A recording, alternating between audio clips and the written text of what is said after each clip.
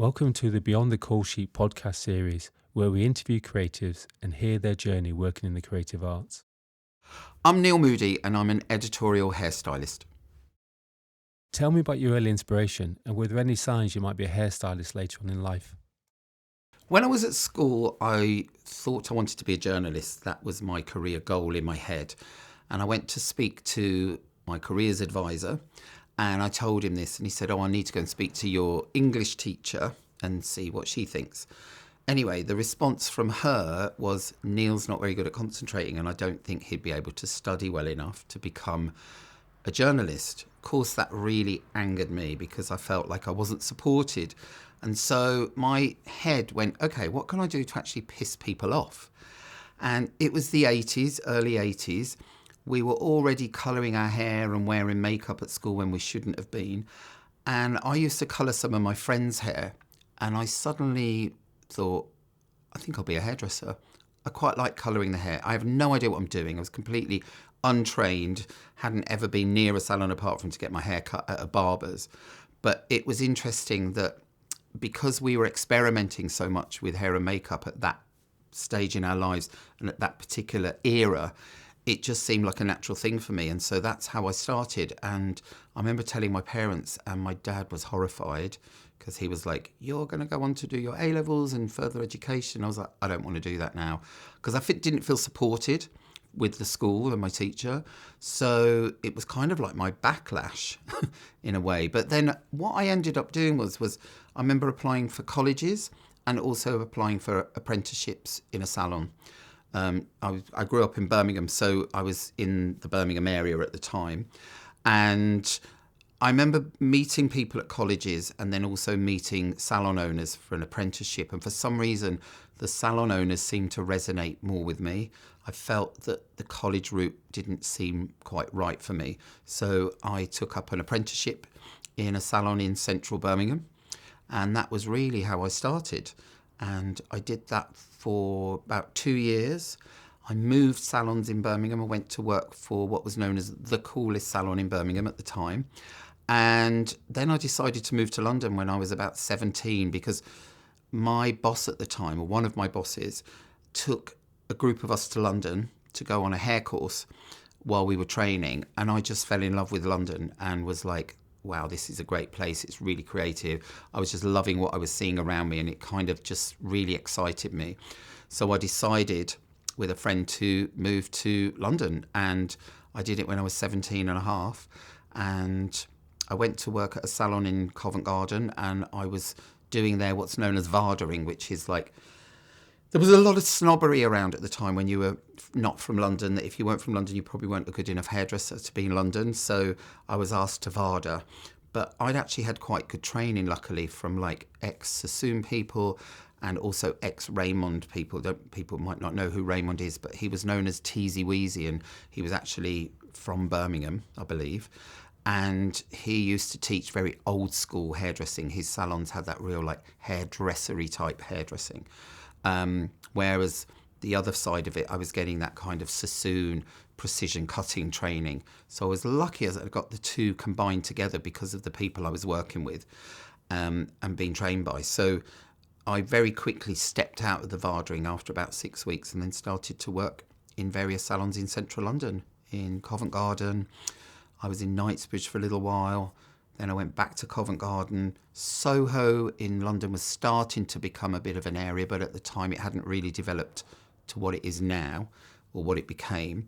So Covent Garden was really the area to be. And so, yeah, I was in Covent Garden for a while. Then I moved to a salon in Islington for a little while and then eventually moved into what I'm doing now. Could you tell me more about your days working in the salon and any opportunities that brought? So I'm working in various salons in London, like I said, in Covent Garden, Knightsbridge, Islington. And for a little while, I decided in my head I wanted to go and live in Italy. I don't know why I had a dream about going to live in Italy when I was about 21, 22. I moved to Italy. It was a disaster, not going to lie. I worked in a salon in Milan and I was doing maybe one client a day. I was trying to learn Italian at the same time and it was all a bit of a mess. And had no money, and basically I moved back to London about 7-8 months later with my tail between my legs. When I came back, I actually went to live in Yorkshire with my sister for 6 months while I was trying to figure out, because I didn't know if I wanted to be a hairdresser anymore. And I'm sat with my sister one day, and I'd got a job at the Gap as a sales assistant, and I sort of thought I might have wanted to be a window dresser. But the funny thing with window dressing for the Gap is it's spit painting by numbers. It's all laid out for you. There was no creativity, and I suddenly was like, I don't want to do this anymore. So I then said to my sister one day, I think I want to move back to London and do hairdressing again.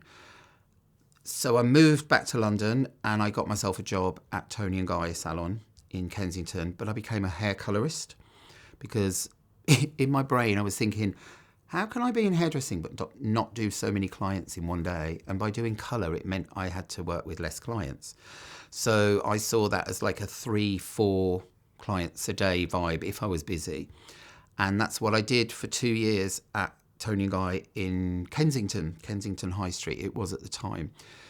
Anyway, long story short, in that period, I met Corinne Day, the photographer, and I started to colour her hair because we had a mutual friend who was like, Corinne wants her hair coloured, can you do it?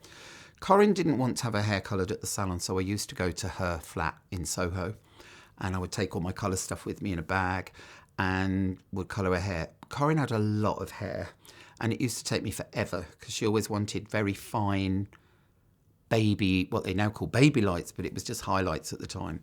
But I'd be there for hours. So we'd end up sitting and chatting and having a laugh.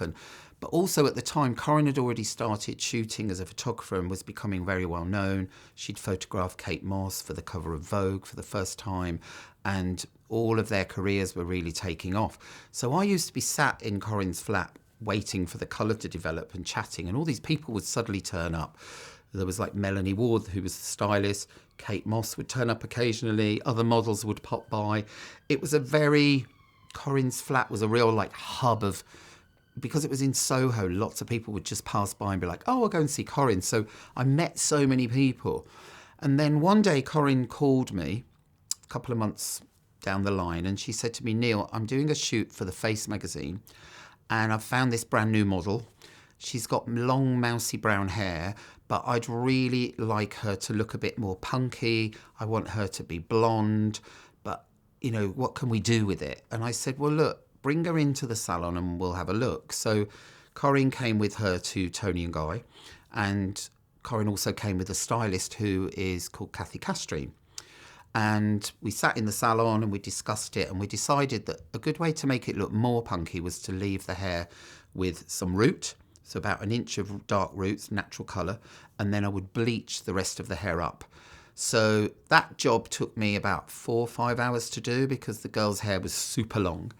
And we did that, and anyway, when it was finished, everybody loved it, and that was it. Anyway, cut to, about probably 3 days later, Corinne called me out the blue and she said, Neil, the hairdresser who was doing the shoot for me on the day has got a big job in New York and I'm without a hairdresser. And I thought, well, Neil knows how to do hair. I've chatted to him enough. He's told me he used to cut hair and style hair. She said, so I wondered if you wanted to do the shoot. And of course I was like, I don't know. I'm not sure. I've never really done this before. And she was like, well, look, you did the colour. You understand what I'm trying to achieve with this. I think you'll be fine. I said, well, the problem is it's a Saturday and a Sunday, the shoot, and I'm in the salon on a Saturday, and it's like cardinal sin to call in sick on a Saturday. And she went, oh, just call in sick. So I did. And cut to, I did the shoot.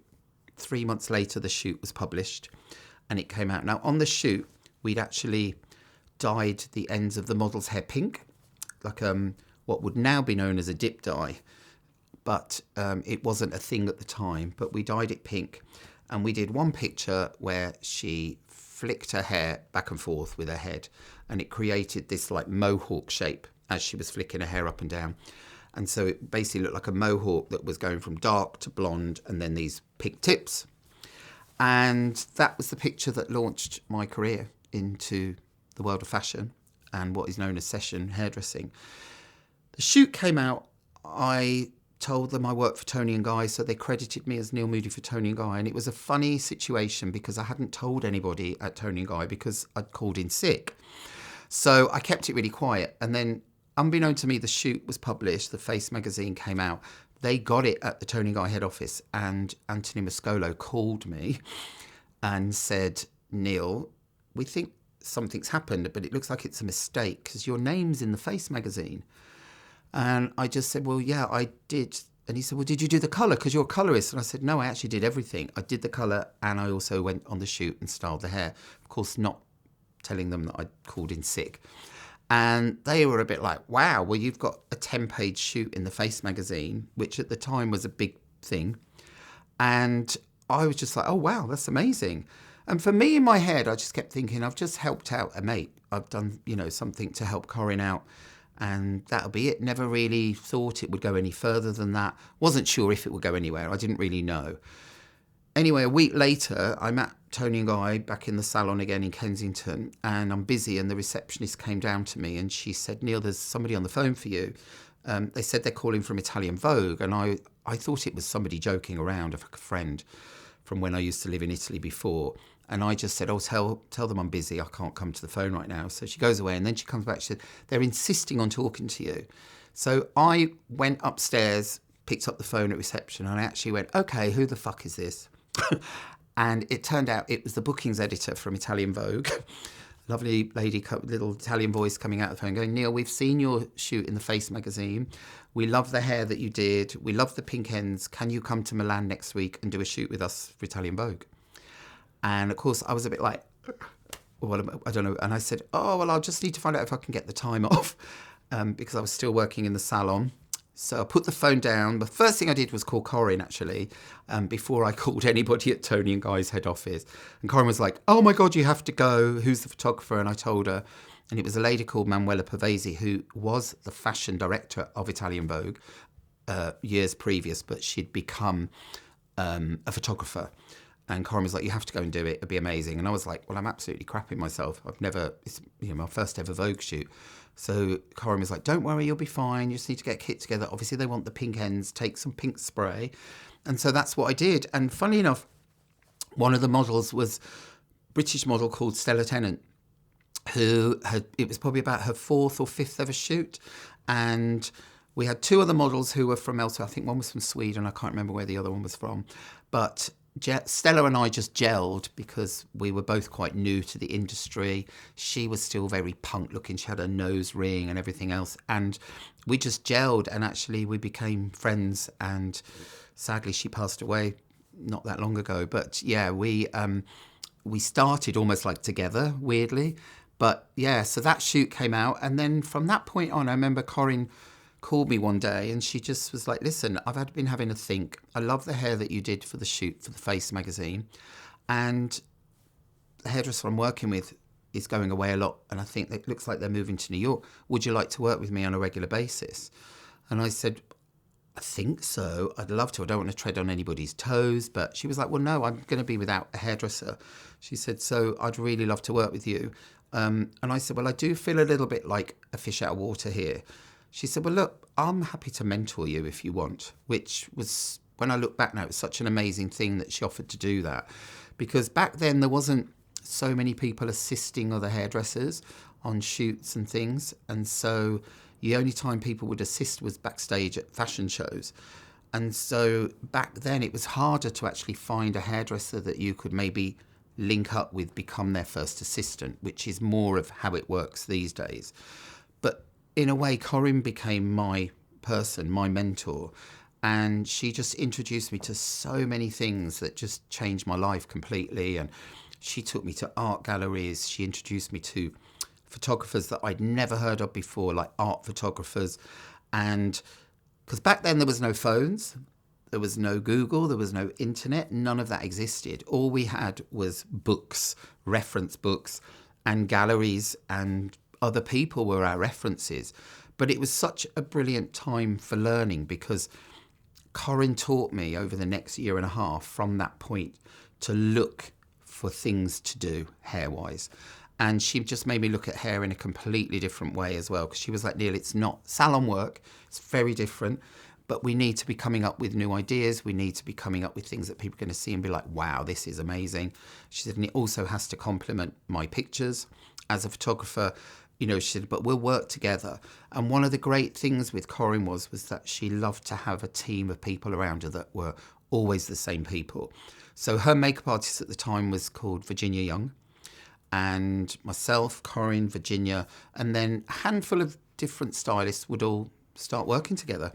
And yeah, that went on for about 2 or 3 years until I decided to move to New York, because Corinne got booked for a shoot in New York and she asked me to go with her, and it was for W magazine. And I went with her. It was my first time ever to New York. I was absolutely blown away. I loved it. A bit like how I'd been with London when I was like 16, 17. And Corinne was like, I'd love to live here. And I was like, yes, so would I. So we made these big plans to start moving to New York. I met Corinne's friend Rachel, who was a model. And Rachel and Corinne had been friends for a long time. Corinne used to model in the early days. And Rachel was actually somebody Corinne photographed as... when Corinne started taking pictures, basically, she did what they call composite cards, and she created one for Rachel by doing pictures of her, but they became really good friends. And we went back to London, flew back to London, and then suddenly Corinne got sick and she was diagnosed with a brain tumour. And we'd already started to make plans to move to New York at that point. So I remember seeing her when she was back out of hospital. And she was like, Neil, you have to go. I want you to go without me. And so I moved to New York without her and her, what was then boyfriend, who became her husband, Mark. So yeah, I went on my own, and I actually went to live with Rachel in New York, and we shared an apartment for 2 years, my first 2 years in New York. And I was there for about 5 years in total. How has your work evolved over the years? So when I moved to New York, I met Michael Gordon, who was the owner of Bumble and Bumble in New York. When I was in London, I'd already had a very small contract as an ambassador for Aveda, which actually came through the lovely, amazing woman called Millie Kendall, who is now the lead or the head of the British Beauty Council that became a thing like 4 or 5 years ago. But Millie at the time was a PR, and she introduced me to Aveda, and I became a UK ambassador for Aveda. This is where, as a session hairstylist, your career can start to evolve, because you then become linked with brands. You start doing promotions for them. And what was great with Bumble and Bumble was that they actually like you to be involved in the product development as well, because Michael's philosophy for Bumble and Bumble was it was by hairdressers, for hairdressers, and also for consumers. So he liked hairdressers to be involved from the very early stages. He'd already been working with a really great session stylist who's from France called Laurent Philippon, and then also an American hairdresser called Jimmy Paul, who was also amazing. And I was then invited to I was worldwide ambassador with those two, but I concentrated more on the UK in terms of promotion. But you would become very involved in product development once it had reached a certain stage. You'd be trying things out, testing things, seeing how it worked, if it did work at all, because sometimes the products don't work, but you'd have to give your feedback. And I became an ambassador for them for 5.5 years. 6.5 years, actually. Yeah, I was an ambassador for Bumble and Bumble for 6.5 years. And I would do promotional work for them when new clients were launching. So any launches in the UK I would do. But that was also how I got very involved in fashion shows. I was always a bit anti-fashion shows because I'd done a couple and found them quite stressful in the earlier part of my career. And I remember saying to my agent, I don't think I want to continue doing this. But it had actually reached a point probably about 4 or 5 years down the line. I was getting asked more and more as my editorial work was becoming more known. And, when I was working a lot, I was getting asked to do fashion shows. And I really shied away from it for quite a long time. But then, because of Bumble and Bumble, they would sponsor shows as a brand. Consequently, I would have to do shows as I was an ambassador for them, and they would be sponsoring shows. So I ended up doing anywhere between 15 to 20 shows a season, going from New York to London to Milan to Paris. So across a whole month, twice a year. And that became my life for probably, 6 years, I would say, when I was with Bumble. And that was great too, because actually I realised over time, working on fashion shows, you get the chance to see what designers are doing way ahead of time, because they work 6 months in advance. And so you see those designs and you're actually creating hair and makeup looks to go with those designs that are for a season that is 6 months ahead of where you're at that moment. And so it's a really good insight to help you learn to create things in advance and be a little bit ahead of the game, instead of just being in the moment of that's what fashion is right now, so that's what I'm going to do. And I have to say, I loved that because it gave me so many ideas for hair. You could go and meet designers and they'd be like, this is my woman, this is who she's going to be, these are the outfits I've created. And you'd be like, all right, what hair should we do for this? What's going to work for these outfits and for this runway show? Because really that's what shows are about. You're creating a woman that is a vision of the designer that they see would be wearing the clothes. So ultimately, I felt that it was a really great time for creating and to become more creative. And then when the shows were over and I'd go back to working on editorial for the following season, I had loads of ideas in my head. And so say, for example, with Corinne, because I worked with her for a long time, I could go back and be like, oh, Corinne, I did this hair for a show. Look, she'd be like, oh, I love that, or I don't like this, or, and then we'd start evolving it into how can we incorporate that into a shoot? And so that's where the evolvement happens, really. And then after 6.5 years, I was approached by Paul Windle, and he was the distributor of Bumble and Bumble in the UK. And he also had a salon in central London. And he asked me if I would like to collaborate with him because he was going to be leaving the distribution of Bumble and Bumble and handing it back to the company, to Estee Lauder, who now owned it. And he wanted to create a brand and he wanted to know if I was interested. Him and I had already started working on an electrical brand because he had bought out a straightening iron at the time when GHDs were becoming a big thing, the ceramic straightening iron. And he came out with his own version of it. And I said to him, why don't you develop these products? Because ultimately, there aren't that many great electrical tools in the UK at the time. And I was like, I'm buying curling irons from France, a hairdryer from Italy, some from Japan. And I said, it'd be great if it was all in one place. So we decided to create this electrical brand called WHAM, which was the acronym of Windle and Moodie. And we created curling irons, a straightening iron, a hairdryer, 2 lots of different curling irons, basically. And luckily, because of me and my position that I was in and knowing a lot of other hairdressers in the session world, I was able to give the products to them to try. And thank God they all really liked what we'd created.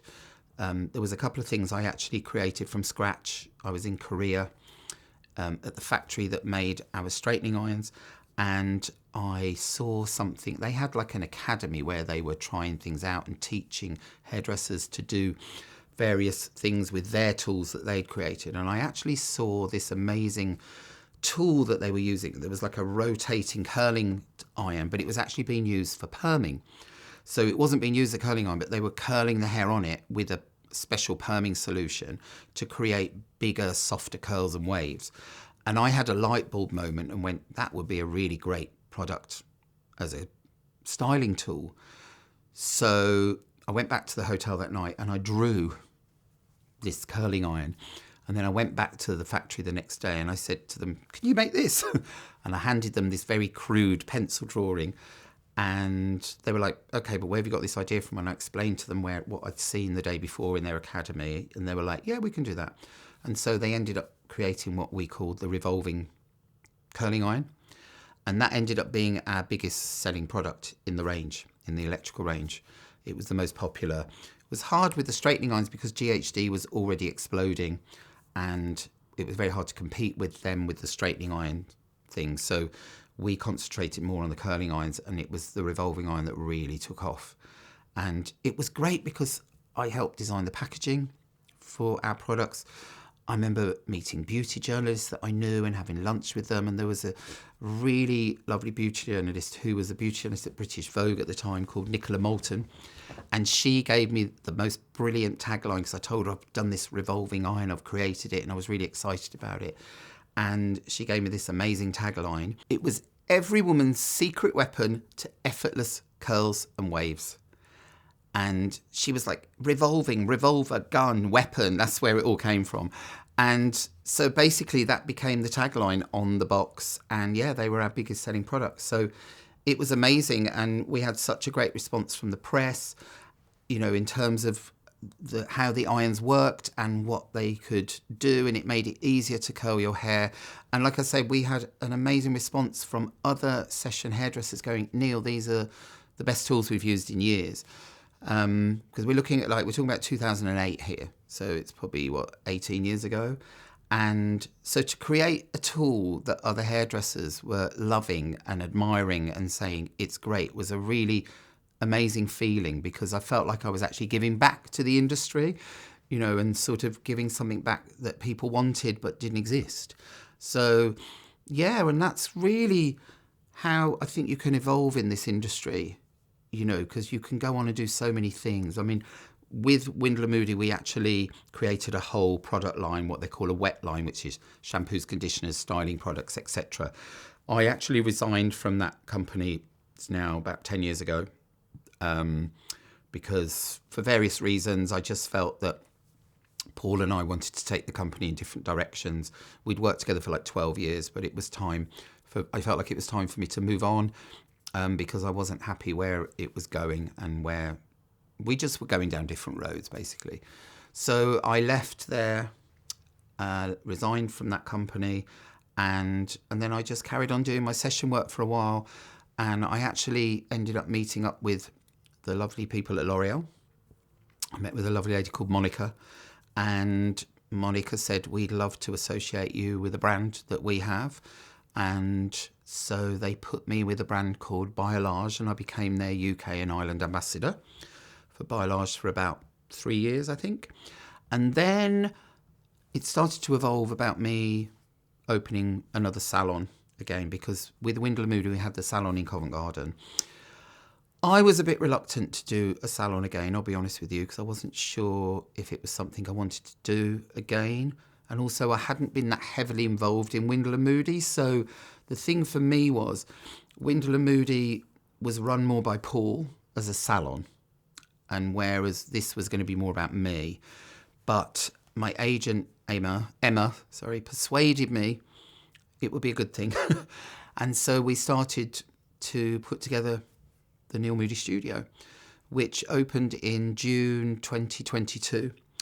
And also what happened around the time that happened, L'Oreal decided they wanted to switch me to the Pureology brand, because they felt that that was more in line with what my salon was going to be, because the salon is a very kind of eco-conscious, luxury style salon. And my thing for the salon was I wanted to create an environment, because I kept thinking, how can the salon be different? What makes a salon different? And my thing was working on all these photo shoots and having all the covers that I've had. I thought so many general people will look at that and go, I could never have hair like that. I can never look like that. I can never be treated how these people are treated. It's like a VIP experience. And I wanted to offer that to the general public. I felt like I wanted them to feel like they come in, they felt special. They were no less than these VIPs that are on the cover of magazines or what they see inside magazines, and they could actually have a luxurious experience. But also I wanted it to be very eco-conscious, because living in New York, I'd learned a lot about recycling, because you had to recycle back then, otherwise you got fined. And I just decided that that's the ethos I wanted to bring into the salon. So we have a big recycling program going on there, but Pureology lends itself and lines up very well with the ethos of the salon, because it's all recycled packaging, and also it's a luxury brand by L'Oreal. It's quite niche. It's not one that's out everywhere. It just has a more luxury feel about it as a brand. So it definitely tied in. But yeah, I mean, these are all the things that can happen, as you go along. I mean, I'm now 58. So these are all things I've experienced over my, 42 years of hairdressing and 32 as a freelance hairdresser. And really, when I look back and think what I've done so far, I never in a million years imagined when I was a young kid in Birmingham that this is where my life would end up, or I would have done the things that I've done. So one of the great things is that I've realised how many opportunities it's given me, and there are still some opportunities out there to still be had and be taken and to, look into. There's lots of things I've got my fingers in at the moment, which we'll see what happens. Could you tell me about the experience of opening your own salon? Opening my own salon has actually attracted a lot of staff that have also been very keen to go into the freelance world, which has been interesting for me because I was just looking from the onset for people that wanted to be in the salon and wanted to work in the salon. I've realised over time that the way salons are and how people are that work in them is very different from when I was a salon hairdresser in the sort of 80s and early 90s. Because now I think with social media and the internet, the fashion world and the beauty world has been exposed in a way that was never exposed before. And so more people and more hairdressers can see what's out there.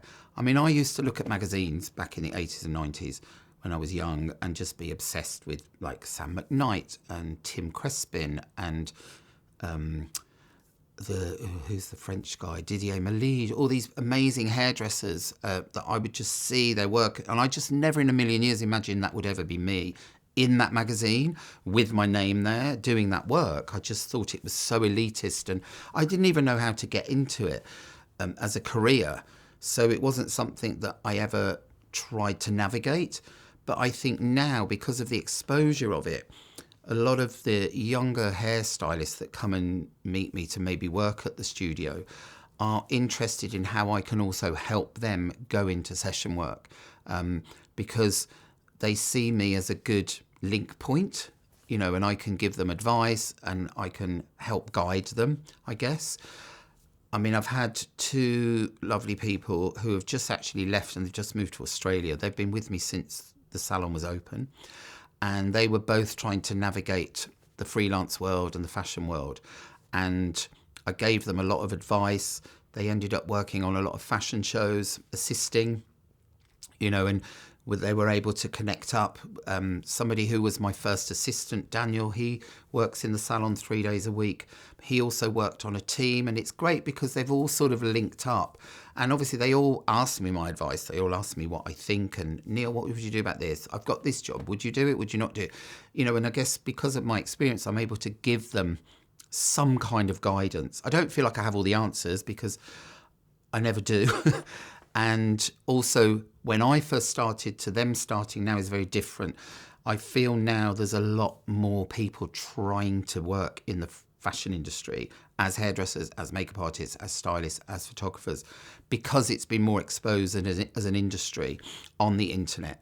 People can actually see how it works, figure out their ways in, whereas for me, I was lucky. I met Corinne, and so that was my route. Now it's very different because I think it's much easier to find out how you can get into that world. And it's also a lot easier to find and meet the people that can help you get into that world. You can DM somebody on Instagram and go, hey, I'd love to work with you. I get DMs on Instagram all the time saying, I'd love to work with you. What can I do to be on a show with you? What can I do to be on a shoot with you? I mean, I tend to guide them towards my agency and say, speak to them. And when the opportunity comes up, we'll try and make something happen because I do have a small handful of a team that I turn to regularly that I've worked with for a while and which I'm very lucky to have. But that's their relationships I've built up over a period of time. And so for me, I guess I'm almost envious of the fact that what people can access now, we didn't have. But in a way, I think what we had back in the day, it was almost like you had to work a bit harder to find those things to be inspired by, whereas it's easier now because there is Google, there's now ChatGPT, AI, all those things. You can literally ask it questions and it will just pull up a load of information, a load of images for you. And we didn't have that when I started out because it just didn't exist.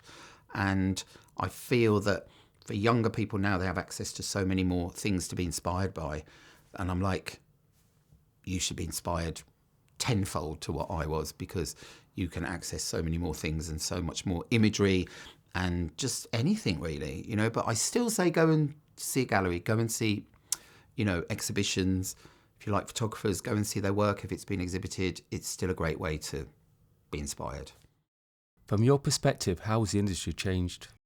For me, the industry's changed because of technology, a lot of technology. I mean, I remember when I first started working on photo shoots with Corinne, we had a camera, rolls of film, and we used to look at an image along the way from what was known as a Polaroid. Polaroid cameras do still exist, but they're not really around very much. But you would literally get a Polaroid picture that would just basically give you an idea of the composition of the image, and you could get to have a look at how the hair and makeup looked. Wasn't the best quality in the world, but we'd have little eye magnifying glasses so we could look in close. And that was how we looked at what we were doing before the photographer would then shoot on film, which all you could rely on was the photographer going, that's a good picture, I'm going to take, the shot now. One of the things that Corinne always taught me was stand behind me, Neil. Don't stand at the side. She said, because when you stand behind me, you can see what I'm seeing. She was like, when you stand on the side, you're seeing it from a different angle. So you're not actually seeing what I'm seeing through the lens. And that was a big lesson for me. I still try and teach that to people, now. I mean, people that are assisting me. I do shoots for my salon, and I'm always saying to the guys, when we're doing the hair shot for you, stand behind the photographer and see what's going on. They still stand to the side, but it was the best advice I was given at the time. But what was interesting was when Corinne was taking pictures and things started to evolve, digital photography became a new thing. It was quite frowned upon in the beginning, and quite a lot of photographers like Corinne, who shot on film, were quite, I wouldn't say anti it, but they weren't interested in exploring it. They maybe tried it out, and I remember Corinne saying to me, it looks very two-dimensional. There's no depth of field to the picture. She was like, I'm just not getting a feeling of somebody in a picture, in an environment. I just feel like it's very flat. Over time, obviously, digital became better and better. And eventually, Corinne actually did start venturing into the digital world. But that was also because magazines wanted the shoots put onto a digital file rather than the old style sort of like contact sheets and then prints of the final imagery, because that would then have to be digitalized in order for it to be printed in the magazine. So again, things just changed over a period of time. And it's interesting because now digital photography is so advanced and so just normal in a way. It became, they could get depth of field. Things weren't two-dimensional anymore. And as more and more people tried it and the technology got better and better, the imagery got better. And so most of the images you see now in magazines, on billboards, is all shot digitally. Also, retouching digitally became a thing, because when I first started, retouchers were hand retouchers, and they would literally almost like paint onto the image to manipulate things or change something. And it's almost like that's, I'd say, dying art. I feel like it might have actually died, and all of those retouchers have either gone on to do other things or they became digital retouchers, because it was all things they could do on the computer. And it's amazing what they do, but they have to learn to do it, because it's working with software that allows them to retouch the minutest, tiniest thing. Now we've got AI, which is a newish technology that's come around. We're all getting it pushed in our face. It's something that is happening. I've talked to some of the guys in my salon who have been working on shoots and are, trying to work on their career, and they all keep saying to me, I don't think AI is going to take off. I disagree. I actually think AI is a bit like digital, and as it becomes better and better and the technology gets better, eventually it's going to become normal, the bit like digital did. And I've said to the guys in my salon, don't push it aside. What it is rather than going, I don't think it's going to be great, and ignoring it, you have to figure out a way to work with it and figure out what it does, what you can do with it, and how you can incorporate it into what you do. I think luckily as hairdressers, I'm keeping my fingers crossed here, I don't think AI will ever replace us because people will still need their hair cut unless they create the most amazing machine that can cut hair from an AI point of view. But I don't think with AI it will ever be able to, maybe it will, but maybe not in my lifetime, but I don't think it will ever be able to determine different hair types and how different hair types will react with a machine cutting hair. But on saying that, it's already evolving, especially with shoots. I mean, I have a friend of mine who is now an AI expert and was originally a digital tech on shoots. And some of the work that he's been doing is absolutely amazing. And even from when he first started with AI to where he is now, I can't believe the improvements. I mean, in the beginning, I used to look at what he did and thought, it looks a bit clunky. You can tell it's done by a computer. Now, what he's doing right now, I would say any person, a general public person, will look at it and go, I wouldn't say, if you didn't tell them, I don't think they would know. I think it might be people in the industry may detect that it's AI, but it's actually getting harder and harder to differentiate AI from reality. And so I think that's going to be the next thing that's happening. I'm hoping, though, that AI won't replace shoots, because that's what a lot of people are talking about at the moment. And I know it's making people a bit scared. I mean, one of the things I said to my friend, this AI expert who started his own company, are you making my job null and void? But funnily enough, he said to me, the thing is, Neil, AI, we still need people like you to tell us how to do the hair. How does hair look with AI? You know, we can't create, we're not hair and makeup artists. But also, I think where we will luck out as hairdressers and makeup artists is that for beauty campaigns, the law won't allow things to be manipulated. So, for example, if you put hair extensions in someone's hair for a hair product that is about thickening hair, they cannot use that, or they have to state that hair extensions have been used. If they retouch anything on a skincare campaign, they can then not say that the product created this beautiful skin because it's been manipulated. And so I believe actually on the beauty side of things, it's going to be harder for us to be replaced.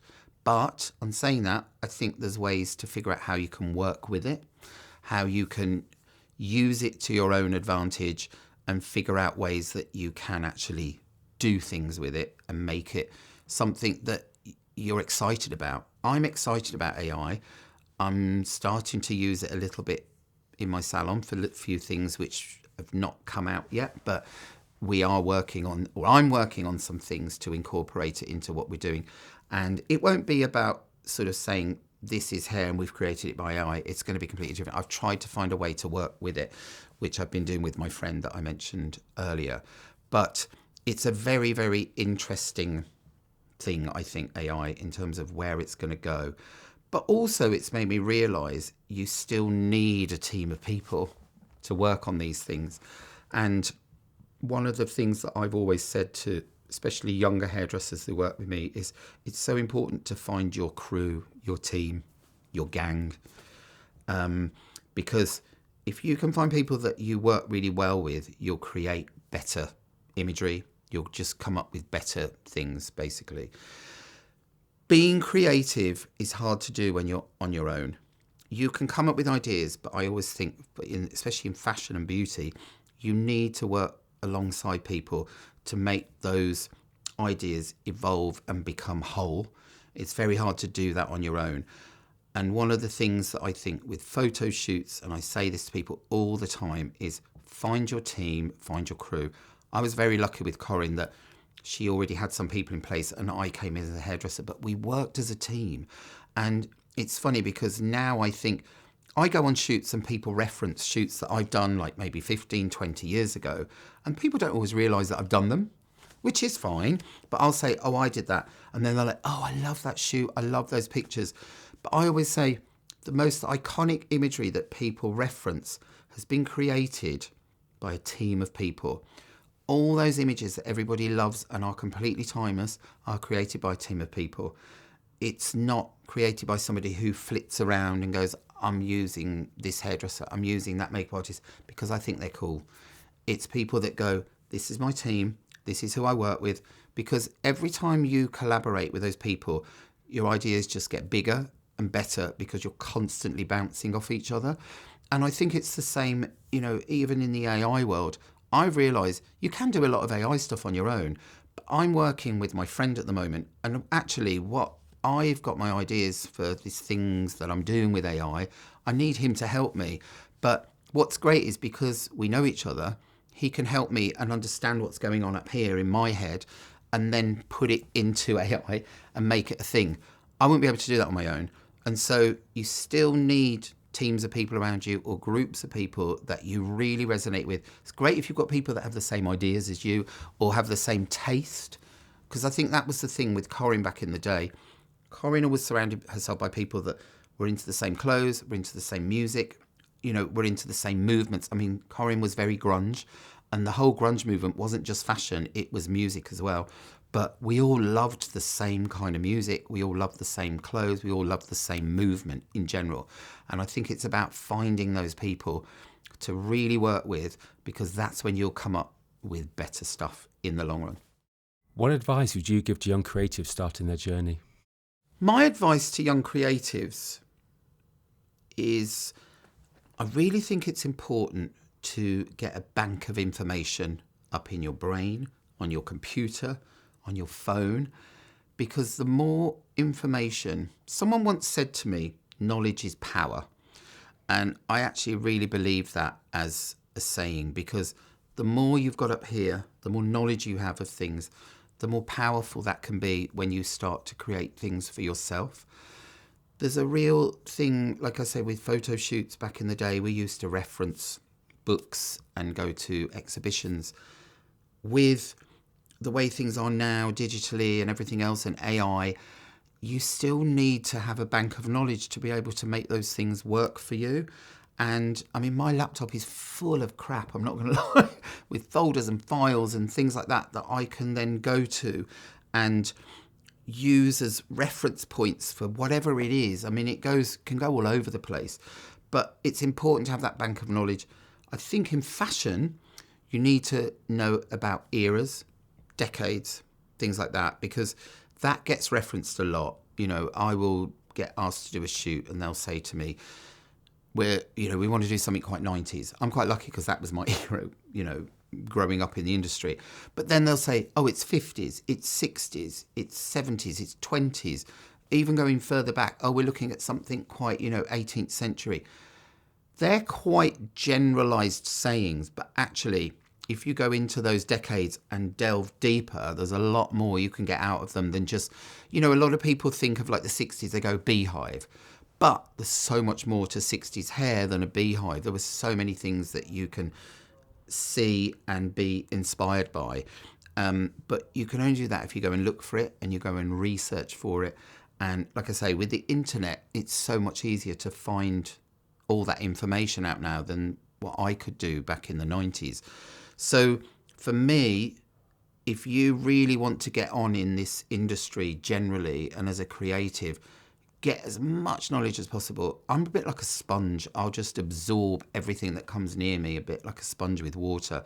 And then eventually you can wring it out and drop it somewhere and you can use it. That's really for me the most important thing. And then the other thing I would say is, which I've mentioned before, is find your team of people, find your crew, find your squad, whatever you want to call them. Find your people that you connect with and you can relate to, you have similar ideas and you like the same things. They're the people you're going to bounce off and come up with something really amazing. Thanks for watching or listening to Beyond the Call Sheet. I hope you found it interesting, and if you'd like to be notified of the next episode, then don't forget to subscribe or like. Thank you.